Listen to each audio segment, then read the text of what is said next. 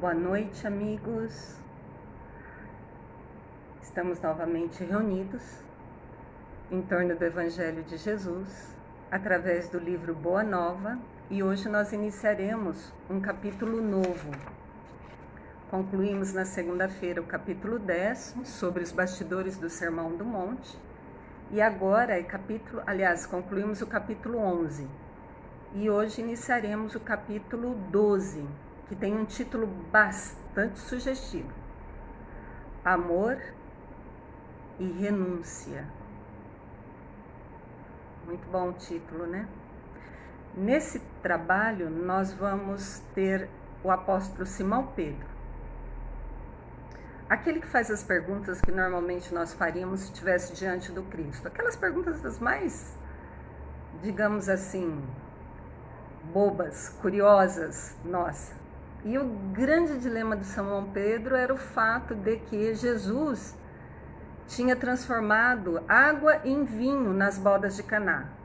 A grande maioria vai pensar assim: nossa, um milagre, uma transmutação da matéria. Não, Simão Pedro perguntou mesmo para Jesus: que história é essa de transformar água em vinho para incentivar a bebedeira do povo? Olha só, Simão Pedro é dos 12 apóstolos, e 12 é um número que representa a universalidade, os diferentes modos de pensar, de sentir, de agir que a humanidade da Terra apresenta. O Simão Pedro, ele representa aquela grande parte da humanidade da Terra em que é afoito, é ansioso, é tenso, é 8 ou 80, ele vai de uma docilidade a uma energia de cortar a orelha de um soldado para defender o Cristo. Então, Simão Pedro é o perfil de nós mesmos. Se não somos ele nua e cruamente, nós somos pelo menos uma parte da nossa vida afoitos e ansiosos e agimos com precipitação, e ora estamos no céu, a ponto de Jesus falar para ele: tu és a voz do Espírito Santo. E na mesma hora, Simão Pedro tem uma atitude e Jesus fala assim: não, agora você ouviu a voz da tentação. Então, Simão Pedro é esse ser que é o objeto do diálogo desse capítulo 12, cujo título é bastante sugestivo, né? Bastante intrigante para nós na humanidade da Terra, que somos seres mais passionais, mais emotivos, mais latinos, né? Que é assim, paixão. A gente conhece muito paixão, conhece muitas ilusões do ego, mas o amor a ponto de ser renúncia, tal qual a carta de Paulo nos relata, que nada espera, nada pede, que simplesmente vivencia através de um alinhamento com as ideias superiores, é esse amor que Jesus vai falar aqui. Um amor que renuncia, né? E vai falar de amor de amigo também. Porque a gente, quando pensa em amor, fica logo pensando relação marido-mulher, né? Não. Amor é muito mais amplo, né? Amor é uma energia que faz unir os átomos, as partículas dos átomos, e o que está no pequeno se movimenta no grande. Então, é o amor que move as constelações, é o amor de nosso Pai. Então, o amor é uma energia grandiosa, a ponto de Allan Kardec tratar de várias leis no Livro dos Espíritos, né? E principalmente no Evangelho, as leis morais. E chega uma hora que Allan Kardec não usa mais o termo leis no plural, usa a lei. Porque só existe uma na qual todas as demais se desdobram e se derivam, que é a lei do amor, e é esse amor aqui que o Cristo vai dialogar com Simão Pedro. Então diz o Humberto de Campos, né, através da psicografia de Francisco Cândido Xavier: o manto da noite caía de leve sobre a paisagem de Cafarnaum, e Jesus, depois de uma das grandes assembleias populares do lago, se recolhia à casa de Pedro em companhia do apóstolo. Com a sua palavra divina havia tecido luminosos comentários em torno dos mandamentos de Moisés. Simão, no entanto, ia pensativo, como se guardasse uma dúvida no coração. Então, assim, esse parágrafo não é para florear, mas é para dar uma contextualização. Como é que Jesus vivia? Uma vida igual à nossa. Aliás, ele nem tinha teto fixo. Muitas das noites e muitas das preleções, em particular com os discípulos, era na casa de Simão Pedro, junto aos familiares. Por isso que origina um livro da psicografia de Chico que chama Jesus no Lar. E qual lar? Claro que é no nosso, porque ao gente ler aqueles ensinos dentro do nosso lar, nós estamos estendendo essa energia para as nossas casas. Mas era no lar de Simão Pedro. Então Jesus viveu com seus pais, principalmente naquela época que se tinha uma grande ilusão, dos 13 aos 30, nossa, ele foi iniciado, foi para uma caverna. Não. Ele trabalhou como carpinteiro junto com seu pai. Ele viveu uma vida igual a todos nós, só que um ser pisando na terra, mas sem ser da terra, nos mostrando qual é a senha, qual que é o caminho. A gente vive as lições da terra, a gente experiencia as lições da terra, e cada vez mais, a nível de expansão de consciência, a gente contempla as coisas da terra, ou seja, pés na terra, mas as nossas mentes, cuja sede é o coração, verticalizado para o alto, para que venhamos a fazer diferente do que nós estamos acostumados, ou que venhamos reincidivamente a errar, a fazer igual. Então Jesus nos deu a notícia de como um Cristo vive na Terra, como é possível viver na matéria, sem pertencer à matéria. É uma congruência, né? Para nós que nos identificamos muito na matéria. Identificamos muito com o corpo, identificamos muito com as instituições, identificamos muito com o trabalho, identificamos muito com o dinheiro, identificamos muito com a beleza física, identificamos com tudo que é irreal, ilusório, passageiro, que vai passar um dia. Então, parece que Jesus nos fala de algo impossível. Então, para ele não falar, o que fez? O Cristo veio vivenciar, mostrando que é possível, a ponto dele falar: eu venci o mundo, quer dizer, um mundo de ilusão, um mundo de matéria, mesmo vivendo na matéria. Então é possível fazer diferente. Então, na casa de Simão Pedro, Pedro com uma pulguinha atrás da orelha, vamos ver a pulguinha do Pedro? E aí, inquirindo com bondade pelo mestre, o apóstolo esclareceu: veja que os seres mais sensíveis, eles captam no ar as situações, eles observam, sentem a vibração. Então Jesus já foi logo falando: Pedro, o que é que está fazendo você ficar tão pensativo? Senhor, em face dos vossos ensinamentos, como devemos interpretar a vossa primeira manifestação, transformando a água em vinho nas bodas de Caná? Não se tratava de uma festa mundana? O vinho não iria cooperar para o desenvolvimento da embriaguez e da gula? Então presta atenção, é mais ou menos assim o que Simão Pedro está querendo se manifestar. Senhor, como é que essa história entre pecado e evangelho? Como é que essa história entre reino de Deus e viver as coisas do mundo? Como que é isso? E é a nossa pergunta diária, né? Vivemos em dramas, em dualidade entre certo e errado, bom e mal, pecaminoso e espiritual. Então, para quem está nessas dualidades, eis a resposta de Jesus. Então, Pedro nos remete a pensarmos em todos os ângulos da nossa vida, da nossa situação, para todos os atos da vida humana, viver na Terra, em cenários diferentes, um inserido no casamento, outros não, uns inseridos como pais, outros não, uns inseridos como empregado, outros como patrão. O cenário pode mudar, mas a dúvida é sempre a seguinte: como fazer o caminho do meio entre pecado e santidade? Então vamos lá. Jesus compreendeu o alcance da interpelação e sorriu. Então Jesus só não ouvia, né? Ele sentia o campo íntimo a energia. Isso não é muito difícil.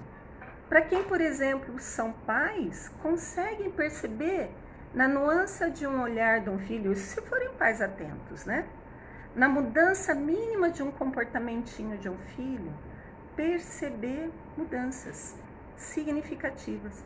Hoje, há muitos seres despertos, inclusive há muitas terapias que tratam dessas energias, de identificar essas energias, de perceber o que a doutrina espírita pode chamar às vezes de mediunidade.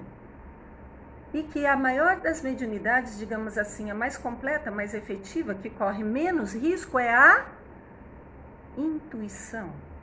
Porque a intuição independe de um outro ser fazendo o intermédio.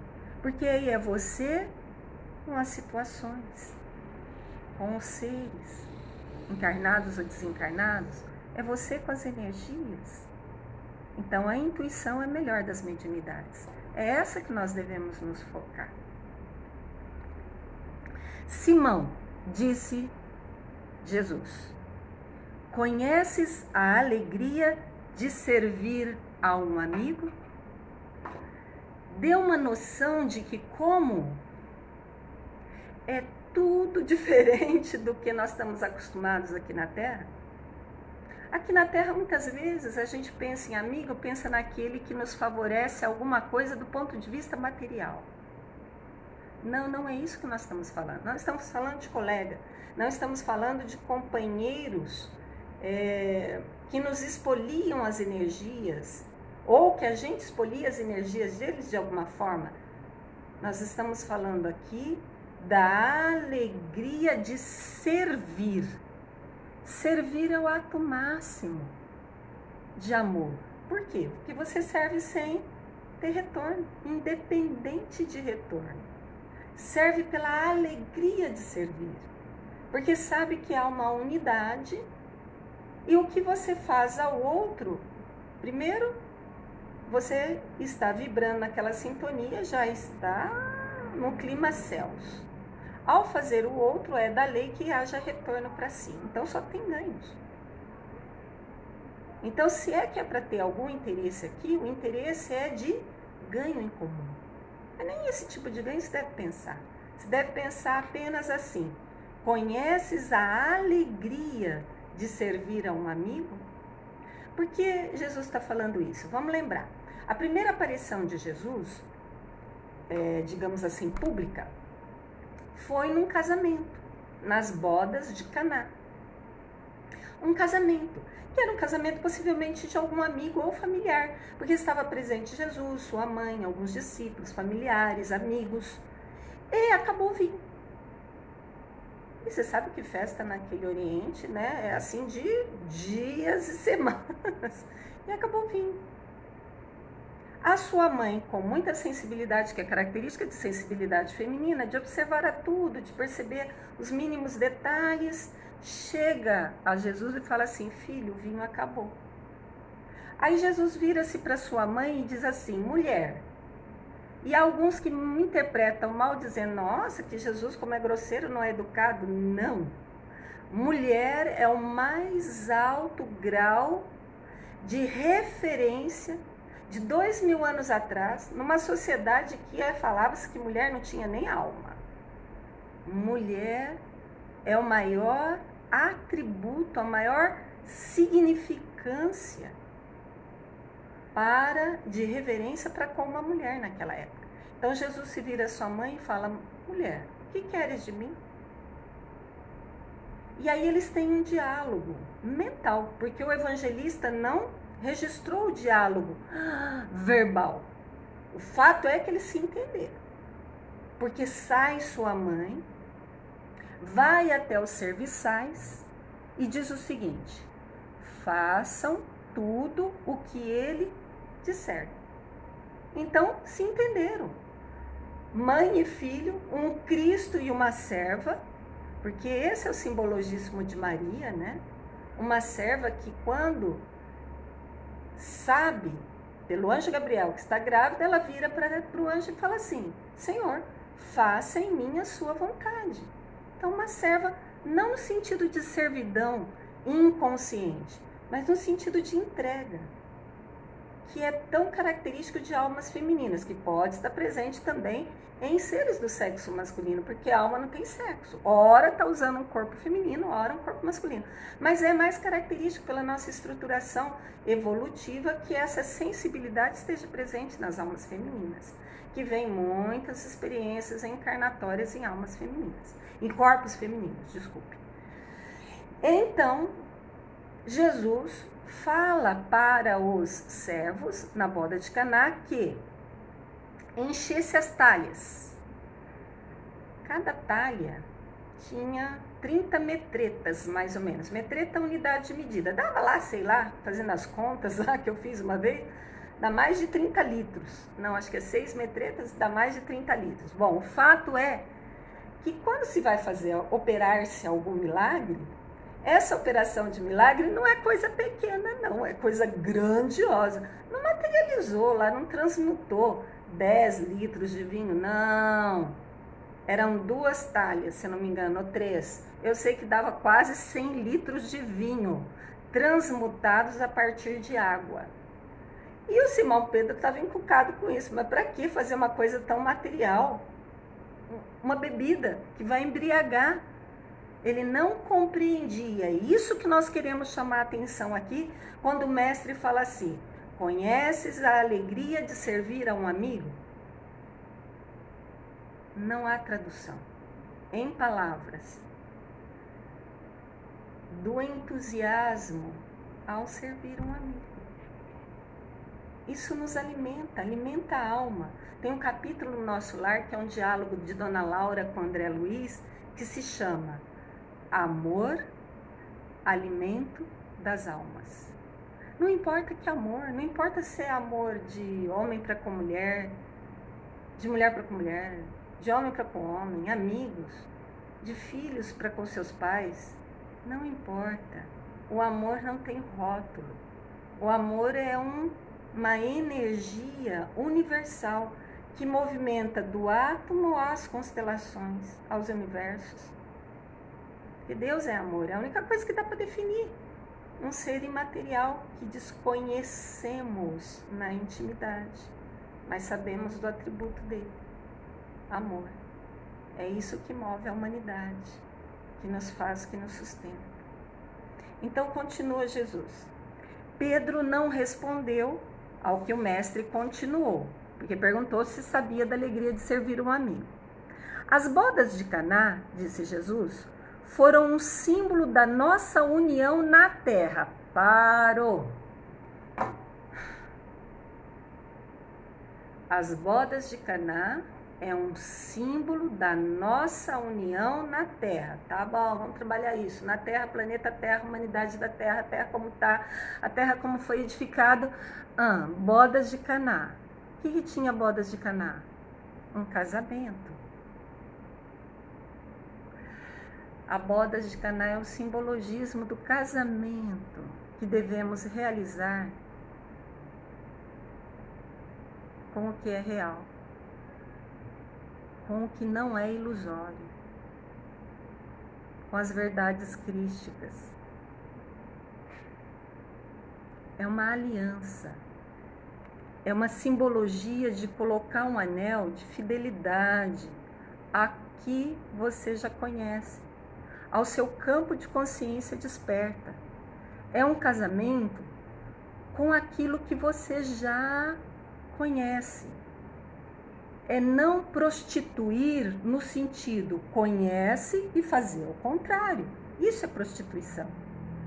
Casamento é conhecer, compreender, sentir, pensar e agir conforme já tem o seu campo de consciência desperta. É claro que um bandido, o campo de consciência desperta dele, em referência às leis morais, é menor. Mas está tudo certo, ele está fazendo dentro do campo de consciência dele, a ponto do apóstolo Paulo dizer o seguinte: para quem não conhece a lei ele faz. Mas para quem conhece a lei, sujeito ele está à lei. Deu uma ideia? Para quem não tem o campo de consciência desperta, para quem não sabe discernir a direita da esquerda, o que ele faz é campo de aprendizagem, como se fosse campo de batalha. Tá tudo certo, tá dentro do nível de entendimento dele. Cabe a nós, que temos o campo de consciência mais desperto, fazermos e não prostituirmos, casarmos com o que já conhecemos, o que já tivemos oportunidade de vivenciar, casarmos com essas ideias, casarmos com esse ideal e realizarmos em nossas vidas. Eis o casamento. Por isso que Jesus faz essa referência a Simão Pedro. As bodas de Caná foram um símbolo da nossa união com a terra, ou seja, um símbolo de como se deve agir. A nossa mente voltada para Deus, o nosso córtex coronário, a nossa glândula epífise, a nossa janelinha da arca de Noé, da casa mental, conectada com o alto, para que venhamos a receber a luz crística, ambientemos ela nos nossos corações e façamos diferente do que já estamos acostumados. Deu uma ideia? E o vinho? Agora vem a história do vinho. Continua Jesus. O vinho ali foi bem o da alegria com que desejo selar a existência do reino de Deus nos corações. Alegria. O vinho é o simbologismo da alegria que Jesus quer selar. Esse reino dos céus não é sob um manto de tristeza, não é sob uma máscara de seriedade e sobriedade que às vezes esconde, como Jesus falou dos fariseus, túmulos caiados por fora, branquinho, caiado, passado cal, mas podres por dentro. Não é isso que se está falando. Se está falando de uma alegria, de um contentamento, que é a marca registrada do Evangelho de Jesus. Para estabelecer o reino de Deus em nossos corações, não precisa ser a base de sofrimento. Pode ser a base de leveza. É isso que o Cristo quer de nós. Não quer que soframos. O Pai Celestial não quer sofrimento, quer aprendizado. E se der para aprender com leveza, com alegria, por que não? Jesus está falando aqui. Vai um vinho aí. O vinho ali transformado, transmutado, foi bem o da alegria, com que desejo, a marca do Cristo é amor, com que desejo selar a existência do reino de Deus nos corações. Bacana demais, não? Sintamos essa realidade, vivenciamos essa realidade e nós estaremos no caminho, caminhando e aprendendo nesse caminhar. Continua Jesus. Estou com os meus amigos e amo-os a todos. Ó, então, vamos expandir essa questão de amizade aí. Amigos, quais eram os amigos de Jesus? Os discípulos, os estropiados, as meretrizes, os doentes, os fortes, os pescadores. Por que não? Até Saulo, um doutor da lei. Nicodemos, um doutor da lei. Ou seja, quem tivesse o coração sensibilizado e sintonizado com essas verdades. Amo-os a todos, mesmo que eles não me amem. Mesmo que o vinho da alegria que ele manifestou nos seus ensinos e exemplificou se transforme no vinagre da condenação e da morte na cruz. Porque ele não morreu lá. O que pereceu lá foi um corpo de carne que ele se utilizou para se manifestar na terra. E quando nós nos sentirmos almas imortais, fazendo uma experiência no corpo material,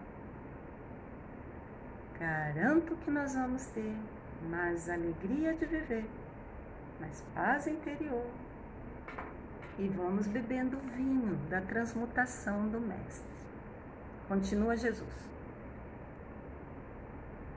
Os afetos da alma, isso é maravilhoso, se der para registrar nos nossos corações. Os afetos da alma, Simão, são laços misteriosos que nos conduzem a Deus. Por isso que eu amo fazer amigos. São caminhos misteriosos, os amigos, que nos conduzem a Deus. Caminhos misteriosos. Isso é uma história entre nós amigos e com Deus. Bela, não é a simbologia? As explicações de um Cristo, utilizando aquilo que nós sabemos, o que nós conhecemos, para que acessemos o que nós somos. Almas imortais, filhos de Deus, fazendo uma experiência na terra humana, mas para tomarmos posse da nossa herança divina, que é amar sem julgamentos, sem expectativas, apenas dando o melhor de si para o outro e não esperando do outro retorno. Na simbologia do que ele que semeia, e a terra que recebe é a terra dos corações. Então, uma semente, nós semeadores, vai cair na estrada, vai ser comida, outras vai cair em terra do coração espinheiro, outras vão cair em terra do coração pedra, outras vão cair em terra fértil. E mesmo a terra fértil, umas produziram 30%, outras 60%, outras 80%. Porque cada um está num patamar de evolução. Compreender isso e caminhar nessas bases, eis o que nós estamos aqui aprendendo nesse momento na Terra. Continua Jesus. Os amigos são caminhos misteriosos que nos conduzem a Deus. Saibamos santificar a nossa afeição, proporcionando aos nossos amigos o máximo de alegria. Santificar a nossa afeição, transmutar a água em vinho. Se não é possível de um jeito, que seja de outro. Transmute. Saibamos santificar as nossas afeições, proporcionando aos nossos amigos o máximo da alegria. Seja o nosso coração uma sala iluminada, tá todas as luzes acesas aqui, onde eles, amigos, sintam tranquilos e ditosos. Sala do coração iluminada, para que os amigos sintam-se tranquilos, leves e ditosos. O que é ditoso? Sinônimo de alegria genuína. Não essa alegria de fogo fato das emoções que passam rapidamente. Do tipo assim, bebida alcoólica que dentro de algumas horas passa o efeito alcoólico. Vamos pensar em termos de sexualidade, um orgasmo que dura 3 segundos. Deixarmos de pensar somente nessas bases, que não são erradas, são caminhos de aprendizado. Mas transmutar essa água em vinho, em essência, porque o vinho é a essência da uva. Então é a busca da essência. O que é que se pode extrair dessa experiência com os amigos? Seja o nosso coração uma sala iluminada onde eles se sintam tranquilos e ditosos. Tenhamos sempre júbilos, alegrias, contentamentos novos que os reconfortem. Nunca contaminemos a fonte de sua simpatia com as sombras do pesar. Então, se tem os amigos, nunca traga a sombra do pesar. Sempre renove júbilos. Lembra? Caminhos misteriosos que conduzem a Deus. Exercício. Júbilos. Alegrias novas. Novas ideias. Novos sentimentos. Novas buscas. Tenhamos sempre júbilos novos que os reconfortem. Nunca contaminemos a fonte da sua simpatia com a sombra dos pesares. As mais belas horas da vida, o que são as mais belas horas das nossas vidas? Olha a receitinha.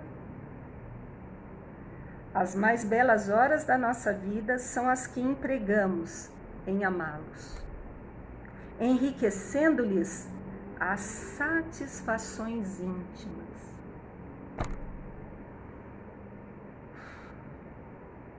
Nessa vibração amorosa de um Cristo falando de um coração para outro coração, que possamos ambientar em nossos corações a energia crística do amor e exercitamos num primeiro movimento com os amigos que a vida nos traz. Abraços fraternos e até a próxima.